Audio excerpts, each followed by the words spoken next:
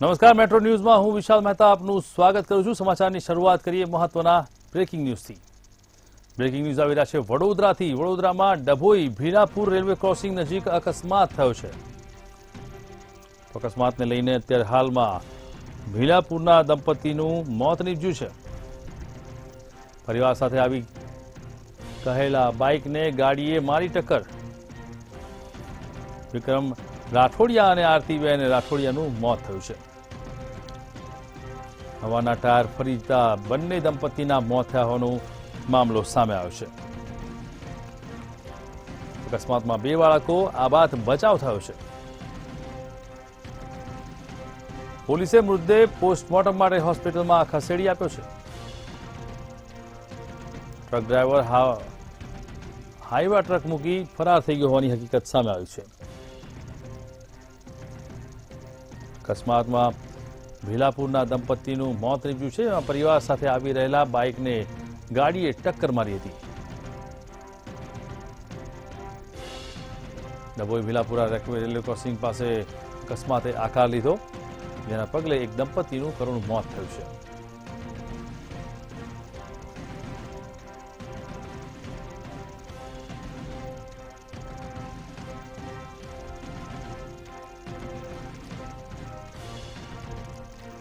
વિક્રમ રાઠોડિયા અને આરતીબેનનું મોત નીપજ્યું છે, જેના પગલે પોલીસે તપાસ કાર્યવાહી તેજ કરી છે।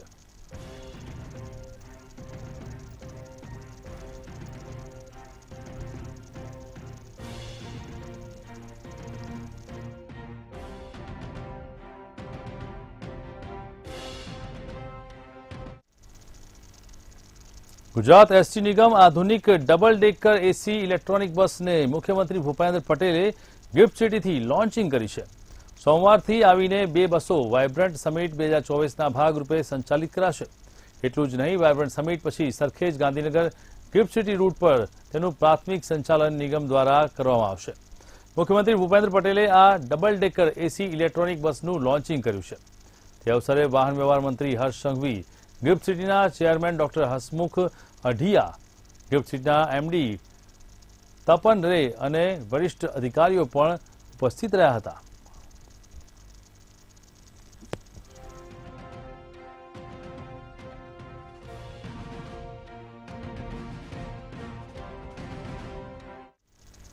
ગિરનારની આરોહણ અવરોહણ સ્પર્ધા ખૂબ જ કઠિન માનવામાં આવે છે, ત્યારે ગિરનારની 38મી આરોહણ અવરોહણ સ્પર્ધામાં જૂનાગઢના યુવાને 6ઠ્ઠી વાર ગિરનાર સર કરી સિનિયર બોયઝમાં પ્રથમ ક્રમાંક મેળવ્યો છે, જ્યારે પ્રથમવાર ભાગ લેનાર સુરેન્દ્રનગરની યુવતી સિનિયર ગર્લ્સમાં પ્રથમ ક્રમાંક મેળવી ગૌરવ અનુભવ્યું છે। વર્ષે હું ફર્સ્ટ આવ્યો છું। આ વર્ષે મારું 6ઠું વર્ષ છે। ગયા વખતે મારું ટાઈમિંગ હતું 55.58 અને આ વખતે મારું ટાઈમિંગ છે 1 કલાક ને 14 સેકન્ડ। તે ખરાબ છે અને આવતા નેશનલમાં હું મારો રેકોર્ડ 55.30 નો નેશનલ રેકોર્ડ છે, તે રેકોર્ડ તોડી એવી મારી ઈચ્છા છે। અને આ ગિરનાર આરોહણ અવરોહણ સ્પર્ધાનું જે નેશનલ સર્ટિફિકેટ છે તે વેલિડ નથી, અને તે કોઈ પણ કોમ્પિટિટિવ એક્ઝામમાં 2 માર્ક 5 માર્ક મળે તે રીતે વેલિડ થઈ જાય તેવી મારી સરકારશ્રીને અપીલ છે। અને ટોપ 3 વાળા નેશનલમાં જ્યારે આપણે નેશનલ હોય ત્યારે ટોપ 3 સ્પર્ધકો જ્યારે પેલો બીજો ત્રીજો આવે તે લોકોને ગવર્મેન્ટ જોબ અથવા ગવર્મેન્ટ જોબમાં કોઈ જગ્યાએ કે સ્પોર્ટ કોટો છે કે કોઈ પણ બીજી જગ્યાએ જોડાવા નમ્ર અપીલ છે। આનો શ્રેય તો મારા કોચને જાય છે અને મારી દીકરીને, કારણ કે હરેક મોડ પર એમને મારો સપોર્ટ કર્યો છે અને ખૂબ સાથ આપ્યો। મારા ખૂબ એમાં મહેનત છે। ગિરનારની આરોહણ અવરોહણ સ્પર્ધા ખૂબ જ કઠિન માનવામાં આવે છે, પરંતુ જે રીતે આરોહણ અવરોહણ સ્પર્ધાને લઈને અત્યારે હાલમાં જે સ્પર્ધા યોજાઈ હતી તેમાં હજારોની સંખ્યામાં લોકો દોડ્યા હતા। મહત્વપૂર્ણ છે કે ગિરનારની આરોહણ અવરોહણ સ્પર્ધા કઠિન હોવા છતાં કડકડતી ઠંડીની અંદર તમામ સ્પર્ધકો દોડવામાં આવે છે। ત્યારે મહત્વપૂર્ણ છે કે હજારો લોકો આ સ્પર્ધાની અંદર દોડ્યા હતા, અને ત્યારે વર્ષમાં 2 વાર ગિરનારની સ્પર્ધા રાજ્યકક્ષા અને રાષ્ટ્રીય કક્ષાની યોજાય છે। રાજ્યકક્ષાની ગિરનાર આરોહણ અવરોહણ સ્પર્ધામાં 1137 જેટલા સ્પર્ધકોએ ભાગ લઈ ગિરનારને સર કરવા વહેલી સવારથી દોડ મૂકી હતી। 4 વિભાગના યોજાતી સ્પર્ધામાં senior boys, girls, junior boys અને જુનિયર ગર્લ્સનો સમાવેશ થાય છે, જેમાં યુવકો માટે 5500 પગથિયા અને યુવતીઓ માટે 2200 પગથિયાની સ્પર્ધા યોજાય છે। ગિરનાર સ્પર્ધામાં એનાયત કરાયેલા સર્ટિફિકેટ, સરકારી નોકરી તથા તો સ્પર્ધા પરીક્ષામાં પણ ઉપયોગી લેવાય છે। આજે પહેલી વાર કોમ્પિટિશનમાં ગિરનારની ભાગ લઈ રહી છું। આજે મને બહુ ખુશી થાય છે કે હું અહીંયા સુધી આવી અને મેં ભાગ લીધો, કેમ કે ગિરનારની આ સીડી ચડવી જંગલની વચ્ચે રસ્તો છે, રસ્તો બહુ કઠિન હોય છે અને એમાં ચડીએ ને જો પડીએ પગ સ્લીપ થાય તો સીધા નીચે જઈએ, તો અમે ઘણા ટાઈમથી પ્રેક્ટિસ કરતા હતા। આજે હવે સ્પર્ધામાં ભાગ લઈને અમને બહુ આનંદ થાય છે। અત્યારે બસ સ્પર્ધા ચાલુ થવાની તૈયારી છે, વોર્મઅપ કરીને અમે બધા રેડી છીએ અને બહુ એક્સાઇટમેન્ટ છે, પ્રેક્ટિસ છે થોડી ઘણી, જોઈએ હવે શું થાય છે। ફર્સ્ટ ટાઈમ છું પોલીસ ખાતા તરફથી। માહોલ સારો છે, બસ સ્ટાર્ટિંગ થઈ રહ્યું છે। તૈયારી બહુ ખૂબ સારી છે, નંબર પર આવી જશે અને માહોલ પણ મસ્ત છે, બધા છોકરા છે। તંત્ર દ્વારા મસ્ત વ્યવસ્થા છે, સવાર સાંજ બપોર નાસ્તો ને જમવાનું બધું છે, રહેવાનું પણ સારું જ છે। 38મી અખિલ ગુજરાત ગિરનાર આરોહણ અવરોહણ સ્પર્ધાનું આજે ગુજરાત સરકાર દ્વારા આયોજન કરવામાં આવ્યું હતું અને આ સ્પર્ધામાં ગુજરાતભરના લગભગ 20 જિલ્લામાંથી 1175 જેટલા સ્પર્ધકોએ આજે આમાં ભાગ લીધો હતો। સવારે 7 વાગે આ સ્પર્ધા શરૂ થઈ અને આ સ્પર્ધામાં આપ જાણો છો એમ આ વખતે રાજ્ય સરકારે ઇનામની જે રાશિ છે એમાં પણ વધારો કર્યો છે। આ વખતે જે ટોપ 10માં આવશે એ લોકોની ઇનામની રાશિમાં વધારો થયો છે। સાહસ અને શૌર્યની સ્પર્ધા એટલે ગિરનાર આરોહણ અવરોહણ સ્પર્ધા। રાજ્ય સરકારની આ સ્પર્ધા આજે શરૂ થઈ હતી। કુલ 800 થી ઉપર ભાઈઓએ અને 200 થી ઉપર બહેનોએ આ સ્પર્ધામાં ભાગ લીધો છે। રાજકોટ જિલ્લા કોંગ્રેસ પ્રમુખ લલિત વસોયાના ધોરાજીમાં બેનર લાગ્યા છે। જે રીતે ધોરાજીમાં વસોયાના બેનર લાગ્યા છે તેને લઈને અત્યારે હાલમાં ખાસ કાર્યક્રમ યોજાયો છે। અત્યારે હાલમાં જે બેનર લગાવવામાં આવ્યું છે તેમાં શ્રીરામ મંદિરનો પ્રાણ પ્રતિષ્ઠા મહોત્સવને લઈને અત્યારે હાલમાં ધોરાજીમાં લલિત વસોયાના સમર્થન કરતા બેનર અંગે પ્રતિક્રિયા પણ સામે આવી છે। રામલલા અયોધ્યા બિરાજમાન થવાના હોય હું હિન્દુ તરીકે ગર્વ અનુભવું છું। વયમનસ્ય અને ફેલાવી 2024ની ચૂંટણી જીતવા માટે મુદ્દો ઉછાળી રહ્યા છે। તેમાં સુપ્રીમ કોર્ટના હુકમના આધારે રામ જન્મભૂમિને લઈને શિલાન્યાસ સમિતિ દ્વારા આ મંદિરનું નિર્માણ કરાયું છે અને કોંગ્રેસ પાર્ટી ક્યારેક ધર્મના નામે રાજનીતિ કરવામાં માનતી નથી। ભૂતકાળમાં રામ મંદિરમાં તાળા હતા ત્યારે રાજીવ ગાંધીએ તાળા ખોલાવી પૂજા કરાવી હતી અને મંદિરને ખુલ્લું મૂક્યું હતું। એક સાચા હિન્દુ તરીકે આ દેશની અંદર ભગવાન રામના મંદિરની અંદર ભગવાનની પ્રાણ પ્રતિષ્ઠા થતી હોય ત્યારે હિન્દુ તરીકે હું પણ ગૌરવ અનુભવું છું અને મેં આ પોસ્ટરો લગાડ્યા છે। રામ મંદિરનો મુદ્દો એ રાજકીય મુદ્દો નથી, પરંતુ ભારતીય જનતા પાર્ટી આ દેશની અંદર કોમ વચ્ચે વૈમનસ્ય ફેલાવી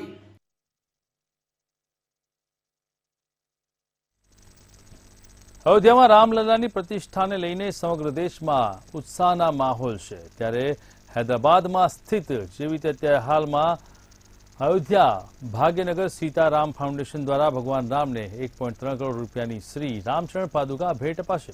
જે પાદુકાઓને હૈદરાબાદના શ્રીચલ્લા શ્રીનિવાસ શાસ્ત્રીએ બનાવી છે। પ્રાણ પ્રતિષ્ઠા મહોત્સવ પહેલા પાદુકાના 19 જાન્યુઆરીએ અયોધ્યા પહોંચશે તે પહેલા આ પાદુકાના દર્શનનો લાવો મેળવવા માટે અનેક ભક્તો ઉમટ્યા હતા। જે રીતે રામલલ્લાની પાદુકાને લઈને અત્યારે હાલમાં ભક્તો ઉમટ્યા છે ત્યારે લોકોમાં એક અનેરી આસ્થા જોવા મળી હતી। अभी 4 साल से अयोध्या में रहता हूँ, तो शिलान्यास में 5 सीट दे चुका हूँ। मोदी जी ने शिलान्यास किया ना, वो टाइम पे 5 सीट दिया। अभी ये चरण पादुका बना के पूरा इंडिया हर मंदिर में हर गुरु जी से पूजन करके अभी पैदल से रामेश्वर से निकला, 6 महीने हो गया। तो राम जी ने कैसा अयोध्या से रामेश्वर गया वही रास्ते से पूरा घूम के आ रहा हूँ। अभी चित्रकूट आने के बाद रामभद्राचार्य जी ने इधर ही बोल के गुरु जी से मिलने के आया यहाँ तक आए।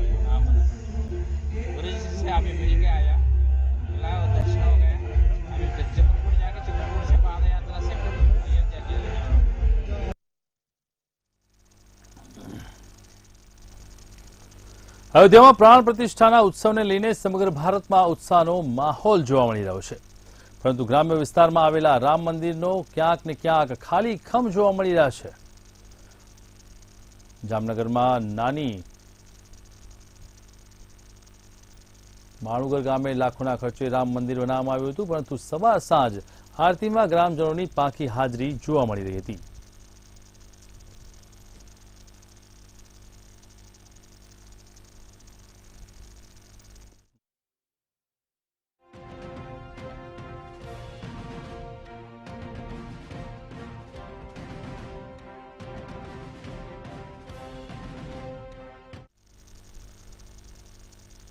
સુરતમાં અનોખો સ્નેહ મિલન યોજાયો છે, જેમાં સમાજને આગળ લઈ જવા માટે ખાસ સ્નેહ મિલન એક્સપોનું આયોજન કરવામાં આવ્યું છે, જેમાં સમાજના લોકોમાં બિઝનેસની ઓફિસો બનાવી તેમાં જે તે વ્યવસ્થાને લગતી વસ્તુઓની ડિસ્પ્લે મૂકી સમાજના ગ્રાહકો અને વેપારીઓને વસ્તુ મળી રહે તેનું આયોજન કરવામાં આવ્યું હતું. અમારે ત્યાં આજે એક્સપોમાં દરેક અલગ અલગ બિઝનેસમેનોના સ્ટોલ છે. ખાસ દેસાઈ પરિવારના છે કે અન્ય કોઈ? અત્યારે અમે દેસાઈ પરિવારને પ્રાયોરિટી આપી છે, પણ ભવિષ્ય અમારી ઈચ્છા એવી છે કે અલગ અલગ સમાજના પરિવારો સાથે મળીને આવું ધંધાકીય કંઈક આયોજન કરીએ.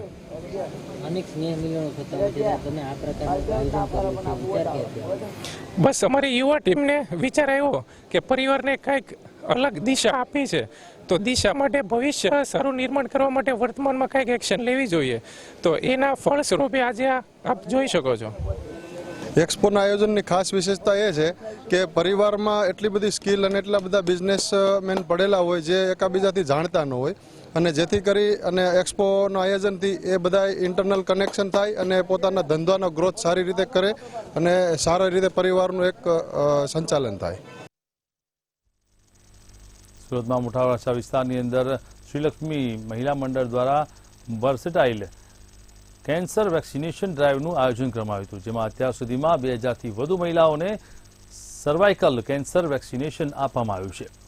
સુરતમાં 500થી વધુ દીકરીઓને સર્વાઇકલ વેક્સિનેશનનો ડબલ ડોઝ પણ લીધો છે.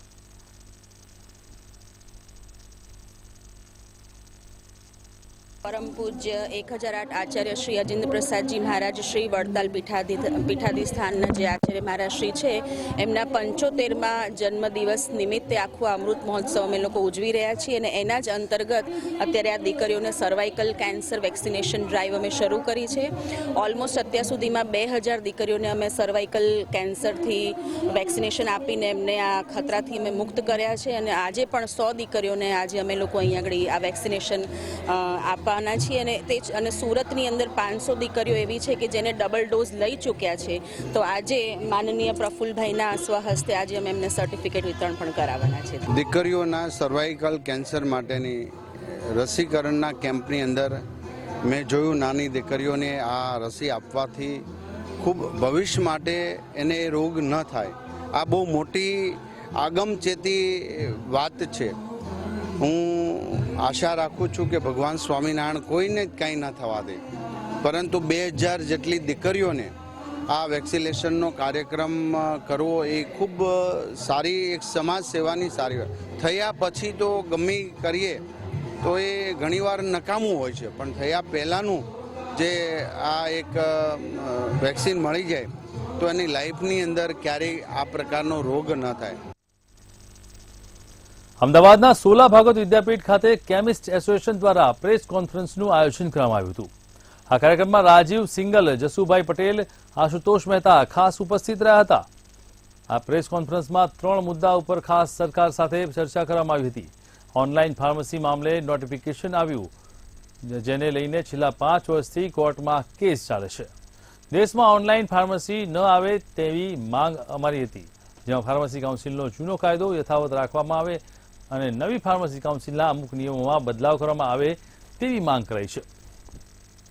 દવાઓનો ભાવ એટલે કે કિંમત એક સરખી રાખવા માટે દવાઓના જે ભાવ છે તે પણ કંટ્રોલ રાખવામાં આવે તેવી ખાસ રજૂઆત કરવામાં આવી છે. हम सरकार से जो 3 समस्याएं हमारी हैं उनके बारे में हमेशा चर्चा करते आए हैं और अभी आज भी आपके माध्यम से हम सरकार से यही निवेदन करना चाहेंगे कि ये देश भारत जो देश है 140 करोड़ की जनता है, वहाँ 12,40,000 केमिस्ट, उनके 60 लाख परिजन, 60 लाख उनके कर्मचारी और उनके 3 करोड़ परिजन, यह परिवार 140 करोड़ की जनता में लगभग 5.5-6 करोड़ लोगों का परिवार है। ये भी भारत के बाशिंदे हैं और आज हमारे देश में तक दवा व्यवसाय है, उसमें दवा व्यवसाय बहुत बड़ा व्यवसाय नहीं है और उस पर ये 5 करोड़ लोग डिपेंडेंट है। तो अगर इंटरनेट फार्मेसी जो देश में आने वाली थी या 28 अगस्त 2018 को जो नोटिफिकेशन आया था, आज वो 5 साल हो गए। દારૂની હેરાફેરી કરતા બુટલેગરો પોલીસથી બચવા માટે નીત નવા કિમિયા અપનાવતા હોય છે। ખાડિયા વિસ્તારમાં છેલ્લા ઘણા વર્ષોથી પોલીસને ચકમો આપીને દારૂનો વેપાર કરતો માથાભારે લિસ્ટેડ બુટલેગર રાકેશ રાઠોડ ઉર્ફે રાકલો આખરે પોલીસની ગિરફ્તમાં આવી ગયો છે। એસીપી ડી ડિવિઝન હિરેન્દ્ર ચૌધરીએ તેમને મળેલી બાતમીના આધારે ઝોન 3 એલસીબી સાથે મળી રેડ કરી હતી, જેમાં ખાડિયા વિસ્તારમાં પોલીસની રેડ દરમિયાન રાકેશ ઉર્ફે રાકલાના ઘરમાં તપાસ કરવામાં આવી અને 2 કલાક સુધી ચાલેલા સર્ચ ઓપરેશનની અંદર ભારતીય બનાવટનો દેશી દારૂનો જથ્થો પકડાયો છે। આ વિદેશી દારૂના જથ્થાની અંદર ઉલ્લેખનીય છે કે પોલીસ દારૂનો જથ્થો પકડી ન શકે તે માટે ખાસ તેણે હાઇડ્રોલિક કબાટ બનાવ્યા હતા અને લાકડાના હાઇડ્રોલિક કબાટની પાછળ જેવો કબાટ ખુલે કે તરત જ મોટો સ્ટોરેજ રૂમ હતો, પરંતુ પોલીસે પોતાની હોશિયારી વાપરી અને આ સમગ્ર મામલાનો ભેદ ઉકેલી નાખ્યો। ચતુર બુટલેગર આખરે પોલીસના હાથે ઝડપાઈ ગયો અને હાઇડ્રોલિક કબાટ જેવો જ ખુલ્યો તેની પાછળ રહસ્ય ખુલ્યું અને દારૂનો જથ્થો ઝડપાઈ ગયો, જેમાં હાલ પોલીસે અત્યારે રાકેશ ઉર્ફે રાકલો અને તેના સાગરીતને પકડી પાડ્યો છે। રાકેશ અને જીગરની ધરપકડ કરી પોલીસે કવાયત હાથ ધરી છે અને 4.5 લાખનો મુદ્દામાલ કબાટની પાછળથી પકડી લેવામાં આવ્યો છે। આપ જોઈ રહ્યા છો દ્રશ્યો કે જે રીતે અત્યારે હાલમાં કબાટ મળતાની સાથે જેવો હાઇડ્રોલિક કબાટ ખુલ્યો કે તેની અંદર મોટું દારૂનું સ્ટોરેજ જોવા મળ્યું। આ દારૂના સ્ટોરેજની અંદર દારૂનો મોટો જંગી જથ્થો રાખવામાં આવ્યો હતો, જેની જાણ થતાની સાથે જ પોલીસને એક મોટી સફળતા મળી છે અને બંને આરોપીઓને ઝડપી પાડ્યા છે। લિસ્ટેડ બુટલેગરો પોલીસને છેતરવા માટે અવનવા કિમિયા અપનાવતા હોય છે, પરંતુ જે રીતે અત્યારે હાલમાં પોલીસે રેડ કરી છે ખાડિયામાં, તેમાં એક નવી જ ટેકનિક બહાર આવી છે। બુટલેગરના ઘરની અંદરથી જે રીતે હાઇડ્રોલિક કબાટ બનાવવામાં આવ્યો હતો, તે કબાટને જ્યારે પોલીસે 2 કલાકના સર્ચ ઓપરેશન બાદ મળી આવતા તેને ખોલ્યો તો તેની અંદરથી એક મોટું ભોયરા જેવું રૂમ મળી આવ્યો। આ રૂમની અંદરથી મોટા જથ્થામાં વિદેશી દારૂનો જથ્થો ઝડપાયો છે અને તેની અંદરથી જે અત્યારે હાલમાં પોલીસે તપાસ કાર્યવાહી હાથ ધરી છે તેમાં 4,40,000નો મુદ્દામાલ જપ્ત કરવામાં આવ્યો છે।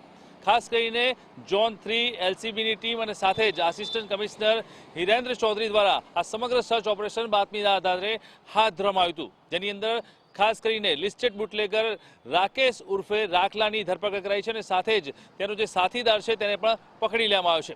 ઉલ્લેખનીય છે કે રાકેશ ઉર્ફે રાકલો છેલ્લા ઘણા વર્ષોથી બુટલેગિંગ કરે છે, પરંતુ અત્યાર સુધી કોઈ દિવસ તે પોલીસના સકંજામાં આવ્યો નથી અને દર વખતે તે પોલીસને હાથતાળી આપીને ફરાર થઈ જતો હશે, પરંતુ આ વખતે આસિસ્ટન્ટ કમિશનર ચૌધરીના હાથે તે ઝડપાઈ ગયો। ચૌધરીને શંકા જતાની સાથે જ તેના ઘરમાં બાતમીના આધારે સર્ચ ઓપરેશન શરૂ કરવામાં આવ્યું અને 2 કલાકની જહેમત બાદ જે હાઇડ્રોલિક કબાટ બનાવવામાં આવ્યો હતો, આ ગુપ્ત હાઇડ્રોલિક કબાટની પાછળથી દારૂનો મોટો જથ્થો ઝડપાઈ ગયો છે અને આરોપીની ધરપકડ કરવામાં આવી છે।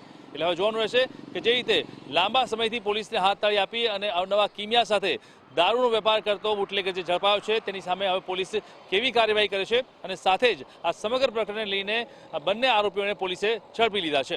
કેમેરામેન યોગેશ જયસ્વાલ સાથે વિશાલ મહેતા, મંતવ્ય ન્યૂઝ, અમદાવાદ।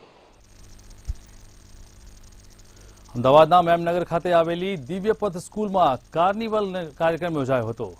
જે રીતે દિવ્યપથ સ્કૂલની અંદર કાર્નિવલનો કાર્યક્રમ યોજવામાં આવ્યો, જેમાં અમદાવાદના ઐતિહાસિક વારસાની થીમ સાથે 3 દિવસ યોજાયેલા આ કાર્નિવલમાં આશરે 20 વર્ષ ખંડોમાં અમદાવાદના સમૃદ્ધ ઇતિહાસ વારસાને પ્રાકૃતિક પ્રોજેક્ટ રજૂ કરવામાં આવ્યો છે, જેમાં 2050 સુધીમાં અમદાવાદ કેવું હશે તે પણ ખાસ ઉલ્લેખ કરવામાં આવ્યો હતો અને વિદ્યાર્થીઓ દ્વારા આ પ્રોજેક્ટ બનાવવામાં આવ્યો છે। શબ્દ સંચાલન, શિસ્ત સંચાલન, કોમ્યુનિકેશન સ્કિલ, ઓબ્ઝર્વેશન સ્કિલ, આ બધી સ્કિલ્સ ડેવલપ થતી હોય છે અને એટલા માટે જ આ વખતે અમદાવાદ વિરાસત એવો ટોપિક લીધેલો છે। 1411થી શરૂ કરીને 2050 સુધીનું અમદાવાદ કેવું હતું, કેવું છે અને કેવું બનશે એનો ચિતાર આપતો અલગ અલગ 20 રૂમની અંદર શિક્ષકો દ્વારા અને બાળકો દ્વારા બધા પ્રોજેક્ટ્સ તૈયાર કરીને મૂકવામાં આવ્યા છે। અને આ કાર્નિવલમાં લગભગ આશરે રોજ 2,500 થી 3,000 પબ્લિક પેરેન્ટ્સ ભાગ લેવા માટે આવતા હોય છે અને બાળકો પોતાની જે બી સ્કિલ્સ છે એને પેરેન્ટ્સ આગળ રજૂ કરતા હોય છે.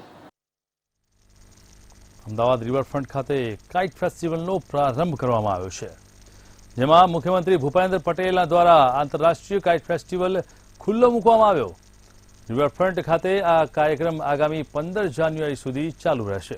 આ કાઇટ ફેસ્ટિવલમાં રાજ્યના 865 પતંગબાજો ભાગ લઈ રહ્યા છે, તેમજ ગુજરાત સિવાય અન્ય પણ રાજ્યોમાંથી પતંગબાજો ભાગ લઈ રહ્યા છે. ગુજરાત અને પંજાબના આવેલા પતંગબાજો આકાશમાં ઉડતા રંગબેરંગી પતંગો જોઈને આનંદ માણી રહ્યા છે. અત્યારે કાઇટ ફેસ્ટિવલનું ખૂબ સુંદર આયોજન કરેલું છે ગુજરાત સરકારે અને પતંગ રસિયાઓ માટે એક સારું એક પ્લેટફોર્મ છે. અમને પણ આ જો જાત જાતના પતંગ ચડાવીને બહુ જ આનંદ આવે છે. શરૂઆતમાં આપણે જ્યારે નાના હતા ત્યારે દોરી રંગાવી, નાના પતંગ બનાવવા એ બાબત, ત્યારબાદ હવે કલરફુલ પતંગ આવી ગયા છે. એ તો છે જ, એ તો ઉત્તરાયણમાં એ આપણા જે ફાઇટર કાઇટ છે એ તો અમે ચગાવવાના જ છીએ, પણ આ પણ એક આજે અવનવા કાઇટ ચગાવવાનો પણ એક અલગ જ આનંદ હોય છે. बहुत हम एंजॉय करें हम। राम महोत्सव जो हम मनाने लगे हैं पूरे देश भर में, तो हमने उसके रिगार्डिंग भी कुछ काइट्स बनाई हुई हैं, जिसमें सीताराम जी की काइट बनाई है। ऐसे ही थोड़ा सा और अगर पवन आपके यहाँ तेज होगा तो हम एक जो है हमने तिरंगा बनाया है जो कि तकरीबन 75 to 76 मीटर का एरिया है, 19.5 फुट बाय 12.5 फुट का। तो हम ये चाहते हैं कि हमारा देश जो है आगे बढ़ता रहे और हम सबसे आगे हों, सबसे आगे हैं हिंदुस्तानी। और इसी के साथ साथ हमने एक फौजी पतंग भी बनाई है जिसमें जय जवान जय किसान हम चाहते हैं, हम अपने जितने भी शूरवीर जवान हैं उनको सल्यूट करेंगे इसके माध्यम से। और काइट तो बहुत हैं, बस ये है कि पवन हमारा साथ देती रहे। और ઠક્કર સાહેબ એ જણાવશો, આ એક તો ફિરકો ને 35 વર્ષ કેટલી જે તમારી આ સફર રહી છે પતંગ સાથેની? અત્યારે મારી એજ છે 69 અને પહેલેથી નાનપણથી જ મને પતંગનો ખૂબ શોખ. હું ખાડિયાનો રહેવાસી અને અમારા બધા ઘરના સભ્યોનો ખૂબ સાથ છે મને, જેને કારણે હું આ પતંગનો શોખ ડેવલપ કરી શક્યો છું. અને મને કાઇટ કટિંગ કોમ્પિટિશનોમાં પણ મેં ભાગ લીધેલા છે. 1991, 92, 93માં પણ હું ચેમ્પિયન થયો હતો અહીંયા. અને હું પહેલાં કાઇટ કટિંગ પણ થતું હતું, એ પછી ખાલી કાઇટ ફ્લાઇંગ જ થાય છે. અમદાવાદના રિવરફ્રન્ટ ખાતે આંતરરાષ્ટ્રીય પતંગ મહોત્સવનો કાર્યક્રમ યોજવામાં આવ્યો છે. ત્યારે અત્યારે હાલમાં પતંગ મહોત્સવના કાર્યક્રમને લઈને અમદાવાદમાં 14 જાન્યુઆરી સુધી આ પતંગ મહોત્સવ ચાલશે. આ પતંગ મહોત્સવ દર વર્ષે યોજાય છે અને પતંગ મહોત્સવમાં 7 જાન્યુઆરીથી 15 જાન્યુઆરી સુધી યોજવામાં આવે છે. આ પતંગ મહોત્સવ મુખ્યમંત્રી ભૂપેન્દ્ર પટેલે ખુલ્લો મૂક્યો હતો. આ કાર્યક્રમમાં પ્રવાસન મંત્રી મુળુભાઈ બેરા અને સહકાર મંત્રી જગદીશ વિશ્વકર્મા પણ ઉપસ્થિત રહ્યા હતા.